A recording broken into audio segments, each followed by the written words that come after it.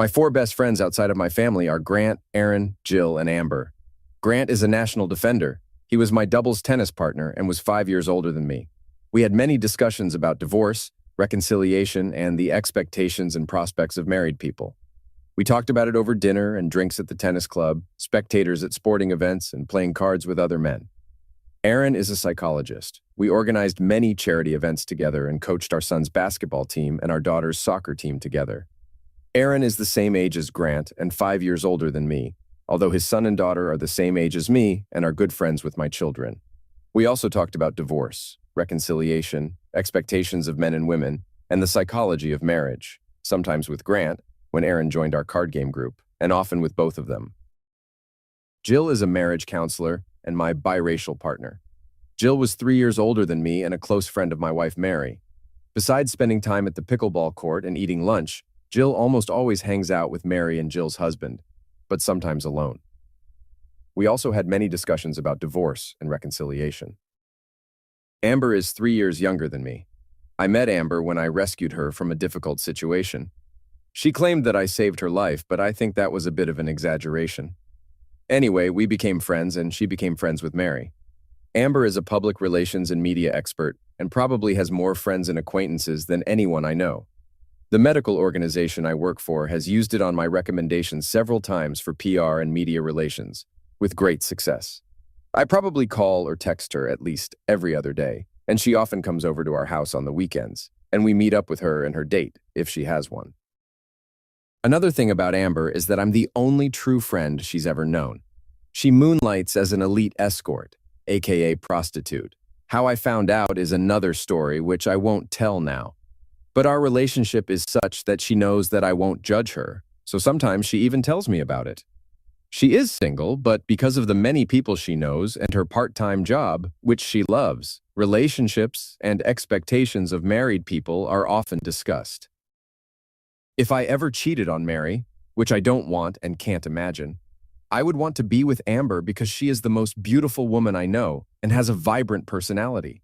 But even if I was willing to cheat, which I absolutely won't be, it would never happen to her because I think it would ruin or destroy our friendship, which is the last thing she wants to go back to. And when Faith saved her, things in his life, and I often gave him good advice on questions he asked me. My four knowledgeable friends told me that while there are exceptions, they know that the two most common situations where one or both spouses cheat do not work out, making it impossible for the aggrieved party to reconcile and divorce. The husband lacks self-confidence so much that he will strive for reconciliation under any circumstances. In both cases, the base image is black and white. In other words, there is no gray area here. Of course, there are exceptions, but according to my friends, couples only experience gray hair 10 to 20% of the time. I often wonder how I would feel if my spouse betrayed me. Everyone, Grant, Aaron, and Jill, told me this. I never really talked to Amber about it, but based on other things she said, I'm sure she feels the same way. You can't do this. You won't know until you're done. You'll experience it. I'd like to think I'm one of those gray thinkers, but I didn't know that until it actually happened. Four of my friends told me that unconditional divorce usually doesn't work for people who don't cheat. People who don't cheat find a better spouse about 25% of the time and settle down, or don't find the right person 75% of the time. A cheater usually doesn't have the afterlife of regret and debauchery that non-cheaters expect, but 75% of the time, that doesn't end well either. The remaining 25% recover almost completely. If an agreement is reached, the non-cheating partner usually, 60–70% of the time, feels inadequate and ashamed of the agreement if it remains in force, and usually divorces within 5 years. Again, this doesn't look good to both scammers and non-scammers. Most people's lives don't go well after this, but they remain poor and hopeless. After all, black or white is usually not the answer. A gray perspective has a better chance of success. My name is Sam Bartley. When this story begins, I am 35 years old and work as a senior medical laboratory technician in a large medical institution. I have a Bachelor of Science in Medical Laboratory Science from the University of Cincinnati, a Master of Science in Medical Laboratory Management from Virginia Commonwealth University, and an ASCP certification. Marie Buttry, also 35, has been married to me for 11 years and has 2 children, Jimmy, 9, and Julie, 7. Mary works in pharmaceutical sales. This alone shows that she is beautiful and smart, because although it is unfair, pharmaceutical companies only hire beautiful salespeople. Besides being smart and beautiful, Mary is also in great shape. She and I train together and separately at least 4 times a week, and we have above-average muscle mass and endurance. I enjoy my marriage to Mary. We seem compatible in almost every way. I think our sex life is better than 9 out of 10, and our communication is probably better than 10. Mary was a wonderful mother who gave our children real love and attention, but not too much. Although we have some division of labor based on sexual expectations, for example, she does most of the cooking and I do most of the lawn work, we try to divide all household chores equally and participate in both children's activities. I help with all the housework. Julia is from ballet and took her to practice more often than Mary, who took Jimmy to all her basketball practices and where I met him to coach her basketball team with Aaron. We took a similar approach to Julie, soccer, and Jimmy Band's other activities. Overall, my life is very good. I want to continue this life. At the beginning of my story, my life was 99% what I considered ideal. Until this critical part of the story, I had never thought about the extent to which I would accept this ideal before embarking on difficult and large-scale changes. One day in May, shortly after Mary's 35th birthday, I realized that 99% of my life was suboptimal. It was Saturday, and Mary returned home late from the gym. I had to coach Julie's soccer team for a 30-minute game, and Jimmy had to go to group practice. She got out of the car with her first aid kit and gym bag, a little tired, pushed Jimmy into the car, gave me a quick kiss, hugged Julie, and said, "Good luck." After the hurricane left the house and Julie changed into tights and shorts, I moved Mary's first aid kit, most of which she had left on the living room couch, into her home office. Maybe he didn't close it properly, maybe the latch was damaged when he dropped it on the couch or something. But when I picked it up and moved it quickly and safely, the drawer opened and the papers fell out. Luckily, his drug samples were in a secure compartment in his suitcase and were not taken out because he did not know where to replace them.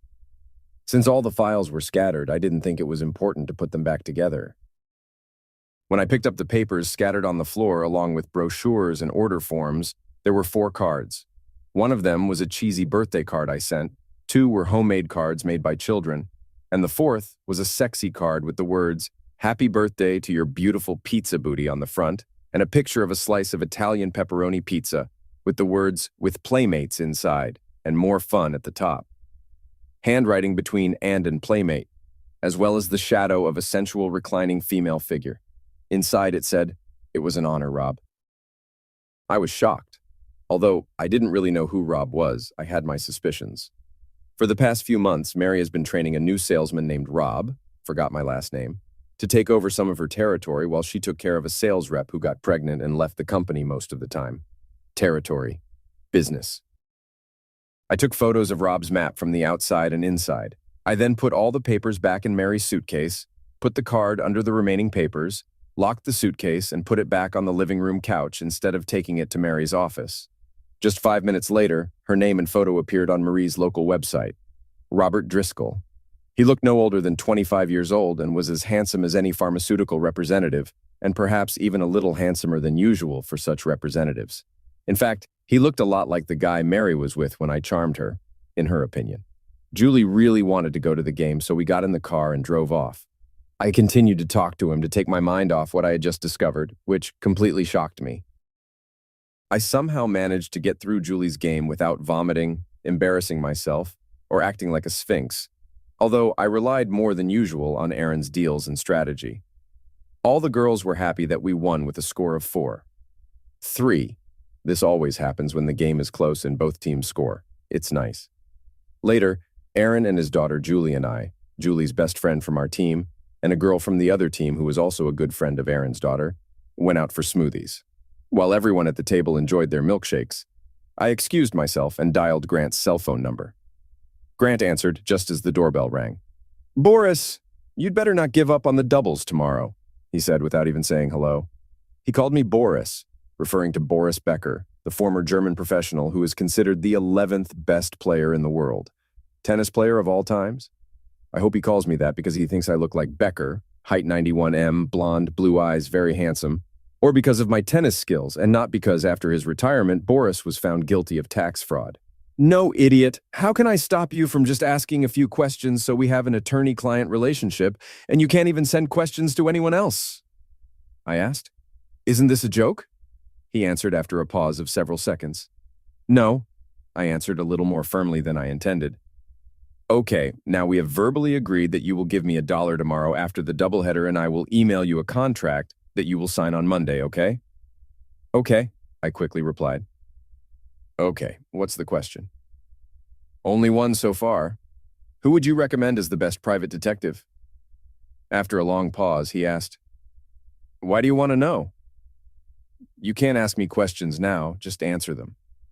Oh, Kai, he muttered. Wesley's partner. Tomorrow I will give you a postcard from him. Thank you, I said. I'm ready to play tennis at 8. I'll do everything I can, and ended the conversation. That Saturday night, Mary behaved completely normally with me and the children, and even announced, after the children had gone to bed, that she wanted to pretend to be a bonobo. I think I'm very good at segmenting because I described myself very well. First, I licked her to a quintuple orgasm. Then I fucked her from behind so hard that she almost passed out, and when I was done, she was soft as fabric. And that's it for a very grateful 5. The next morning, while I was almost sleepwalking through the first set of doubles tennis, everything exploded in the second set, and I actually played some of the most aggressive tennis I've played in years, hitting the ball like I was Rob Dries. Head, Cole, Grant, and I played a good team and won 2, 6-6, 3-6-1. Gant gave me his Wesley Associates card, and I gave him $1. Grant didn't ask any questions, but as we left the courtroom, he said sincerely, If you ever need to talk, as a lawyer or as a friend, please let me know. I thanked him and went home. That night, Mary and I practically repeated the bonobo simulation from the previous night, but this time the asshole was in the chair position while I fucked her nipples and squirted my monster load into her pussy. Wesley and Associates had evidence of the accuracy of Grant's advice from employees Annabelle Watson and William Bennett. Based on the information I provided to them, they provided me with a full report within 2 weeks. Unfortunately, I can't say that the report was what I wanted, but it was what I expected. 10 days after I hired a private investigator to investigate the case, Mary and Rob decided to stay at a Motel 6 instead of going to dinner at Olive Garden after visiting a doctor in the suburbs about 15 miles away. They stayed in room 117 for 1 hour and 3 minutes. Wesley has high-tech equipment, and Annabelle and William are smart and savvy, so I took some photos through the window, with the curtains not fully closed and noisy. After confidentially reviewing the evidence and paying the $4,215 bill I discovered that the sexual relationship between them was purely recreational. I won't go into detail why, but a few reasons are that they almost never kiss. Verbally, of course, not every time Annabelle or William visually look at them. And because Mary says he doesn't do this. There was nothing bad about my company. Some things were even positive. And Rob never criticized his girlfriend. To confirm my findings, I called Annabelle and William after the exam, told them my results, and asked them if they agreed with them based on their experience. I definitely felt like I had been watching it for 2 weeks instead of just Motel 6, Annabelle explained. I have to agree with her, William agreed. To test this out, I made an appointment with a marriage counselor who was a friend of Jill's and whom I had met several times. I didn't want to embarrass Jill, and gave her the information I had without expressing my opinion, or Annabelle's or William's. Although he expressed some reservations about hiding his butt, he agreed with my assessment. Plus, to be honest, there is absolutely no difference in how Mary treats me, the kids, or our mutual friends. Now that I have the information I need, the question becomes, what should I do? I took the gray approach, which was recommended to me by 4 of my closest non-family friends long before I had the problem. It's about thinking about how my best life has deteriorated, what's best for me, what's best for my children, what's best for my parents and friends, and even what's best for Mary. The conclusion I came to is this. Number 1, I can't let Mary and Rob's affair continue. No. 2, if I confronted Mary directly, it would definitely harm our future relationship. We will never be 99% ready again. Maybe we can get it down to 80% if we work hard, maybe 85% if we're lucky, but never 99%. No. 3, the kids will never know. Although they're too young to understand it now, it is clear that one day they will understand it. I don't want this day to come. No. 4, I don't want to hurt Mary physically, emotionally, or mentally. I just want her to believe that even if I don't confront her, she might find out and it will scare her for a long time. No. 5. I want Rob to pay. I responded like a caveman. The only thing I really want, even if it never ends well, is to defeat him. I wanted to give him a few quick kicks to the balls with a steel-toed boot, like in an online fantasy game. But I knew it had to be more difficult and time-consuming. It doesn't mean he told his girlfriend about it, because sooner or later Mary will find out. No. 6. If I could bring Rob back, if I could plant a seed in Mary that I knew but never argued or blamed her for, and that she never knew for sure, then I could imagine my life. At some point we will get back to 90% or more. 100% for children.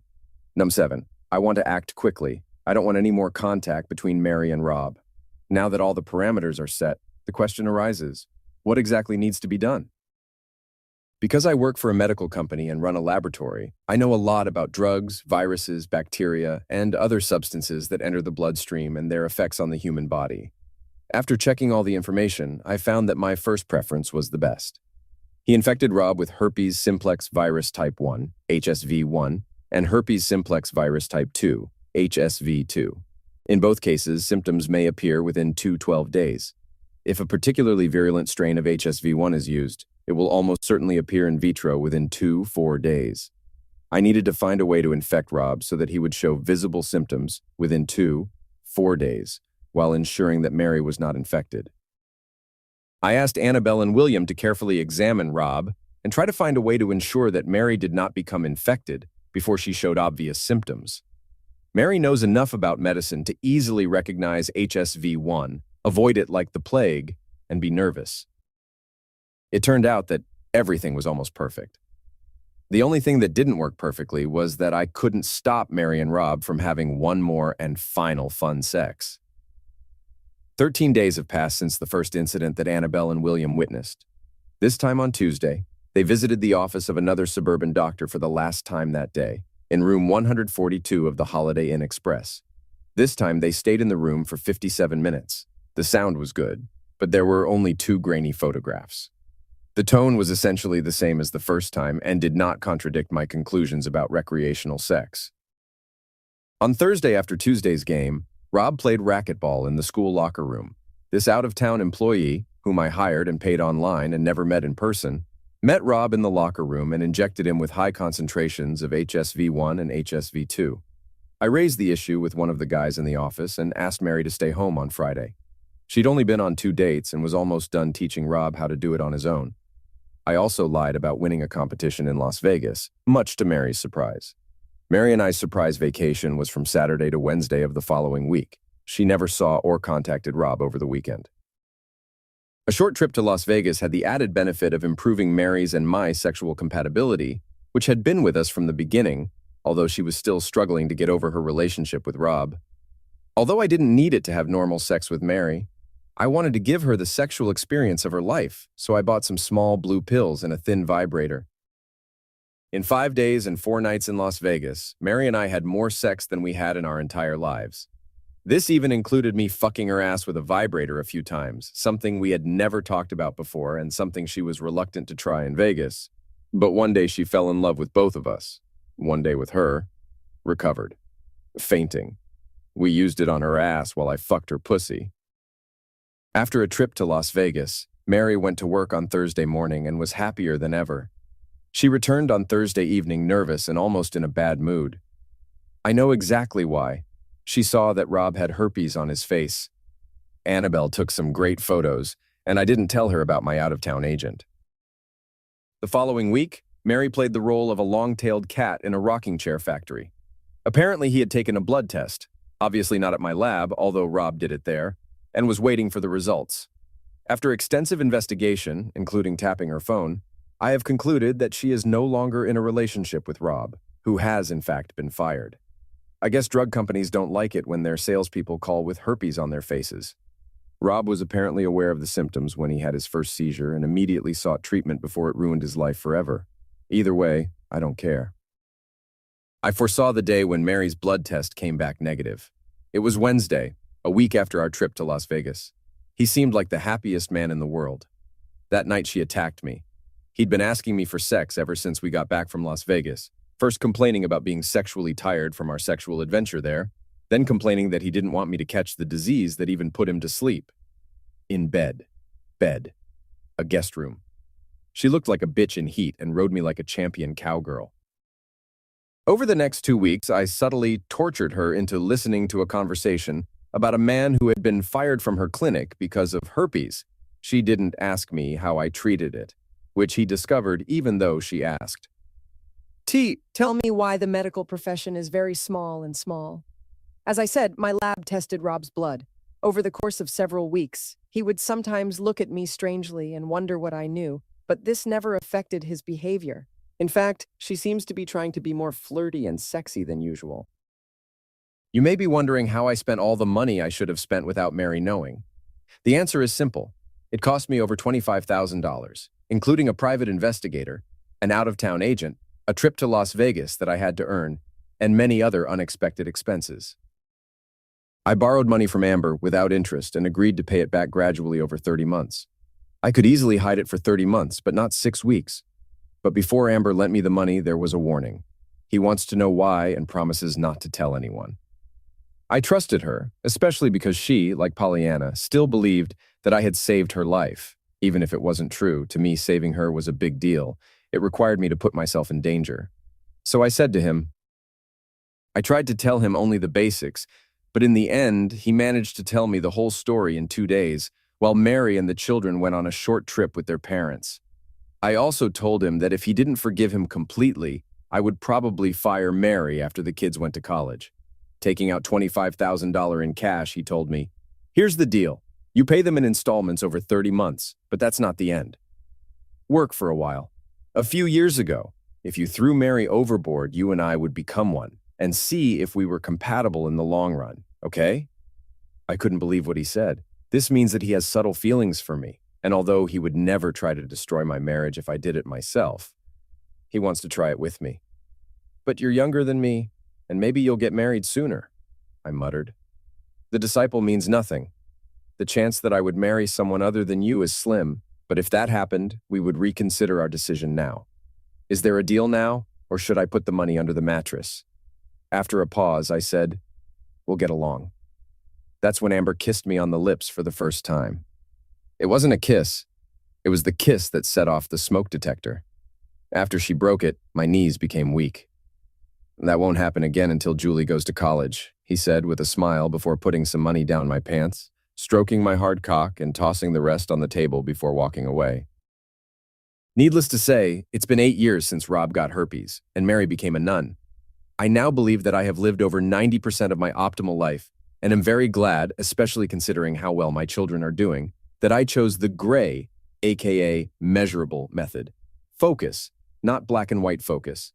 Sometimes I almost feel guilty for giving Rob herpes and causing him to get fired. Almost. The reason I don't ultimately feel guilty is because, given my personality, I would never have taken the gray approach by not reacting to Mary having sex with him. Will I leave Mary when Julie goes to college? I can't say at the moment. I know Amber is behind the scenes. Sure enough, 30 months later, I paid off her loan and used the final payment to give her a diamond tennis bracelet. Since then, I have not seen her without a bracelet. Just 2 days ago, while we were hanging out with other people, including Mary, and at one point falling behind everyone else, Amber said to me, in case you were wondering, I quit my part-time job. I smiled at her, and she smiled back. Julie only has 3 years left of college. He laughed. Then he gave me the second hot plasma kiss of my life, and we quickly caught up with the rest of the tourists.